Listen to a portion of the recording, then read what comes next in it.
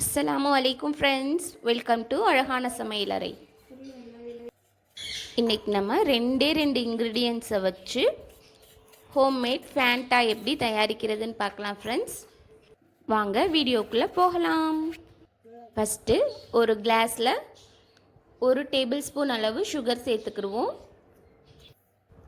அதோட 1 table spoon அளவு Tang powder சேர்த்துக்கலாம். Tank powder, homemade tank powder friends. இதோட வீடியோ நெக்ஸ்ட் அப்லோட் பண்ணுறேன். நீங்கள் கடையில் வாங்கின டேங்க் பவுடர் இல்லைன்னா ரஸ்னா பவுடர் கூட சேர்த்துக்கரலாம். அதுக்கப்புறம் 1/2 கிளாஸ் அளவு தண்ணி சேர்த்து நல்லா மிக்ஸ் பண்ணிக்கிடுவோம். இது அப்படியே ஃபேண்டா மிராண்டாலாம் குடித்தா என்ன டேஸ்ட் இருக்குமோ அப்படியே இருந்துச்சு ஃப்ரெண்ட்ஸ். கண்டிப்பாக ட்ரை பண்ணி பாருங்கள், ரொம்ப ஈஸி தான்.